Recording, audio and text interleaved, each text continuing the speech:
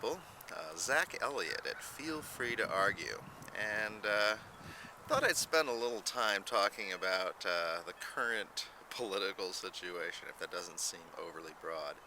But I do want to also talk more specifically about Iran. And I think, yeah, it's a fairly typical topic of conversation for me, I know. But I'm getting increasingly concerned as we seem to be edging closer and closer to actual war with Iran. And I guess I'm concerned that Obama is largely doing this because he's trying to prove that he has a bigger dick than all the Republicans, at least in terms of foreign policy. And because of that, we've gotten into this incredible shoving match, basically, with the Iranians, where neither side seems to have any interest in backing down. Now, the reason why I think Obama is actually interested in starting something is that it's a huge advantage for a sitting president to have an active war going when they're running for re-election. And if for no other reason, I think that it would be potentially applying, the kind of conventional wisdom on it. It would be useful for Obama to be in a war as we were heading up to the election. And I mean, I was studying this as early as, when I was 17 years old and I was working on my rhetoric degree. Seeing this tendency of the American public to rally around a president, no matter what they really kind of in their heart think of him, but there's this natural tendency to rally around a president in times of war. And as I see the brinksmanship that our country is engaging in with Iran, I'm just more and more concerned that this is what it's all building up to. Now, I mean, I've made my warnings about Iran fairly clear before. I mean, we're not dealing with an emasculated power. We're dealing with somebody who has many, many years of, fairly serious oil revenues, and they've spent the money, pretty wisely. Also, Iran is not entirely without allies. And there, of course, the potential for other countries to get involved, including Russia and China, both who've had Iran's back at various points in history. But I guess part of what I want to get at here, too, is sort of the broader question of why Iran? Why would we, I mean, we could engage in brinksmanship with anybody. Why is Iran kind of like a particular ongoing problem, or at least presented as one? And it's actually quite simple.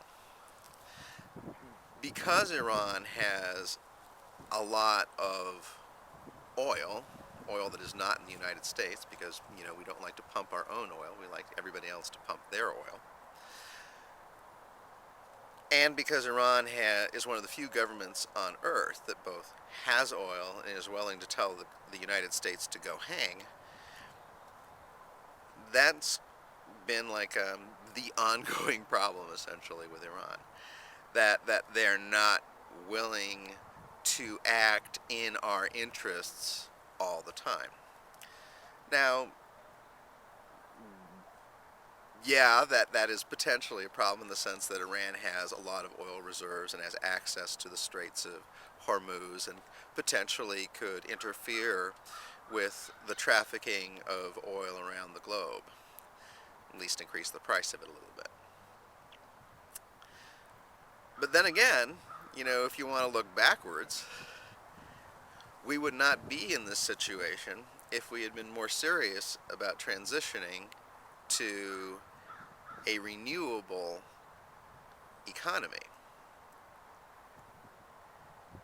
And I guess as we are preparing, potentially, to go with war or to war with another oil-rich country because we need their oil, I think it's worth remembering that the oil is going to run out, and that we can keep protecting our interests overseas, in this case our oil interests, or we can use the oil that we have now to start transitioning to a different economy. And that's the smart thing to do. Especially since, there's lots of other things we get from oil that we would also have to be replacing at the same time we were replacing it as a fuel for all the things that we use to transport ourselves around. I mean, yeah, when oil gets scarce for cars, it's also going to get scarce for things like plastic. And, I think we would be almost as much at a loss trying to instantly replace everything we make out of plastic as we would be to instantly try to find alternate modes of locomotion that did not involve oil or gas. So, as we continue down this path, I just want to, keep reminding people that every time we double down on these bad policies that make us more tied to the oil economy, and therefore we are more tied to the rich cocksuckers who hate us and don't care that they're polluting the planet to death. So every time we double down and we say, no, we're going to hang on to oil, we're going to protect our oil interests, we're going to invest resources in maintaining this economy, that's money we could be spending instead building the new economy that eventually we're going to have to transition to anyway. So all we're doing is ensuring that we will have fewer resources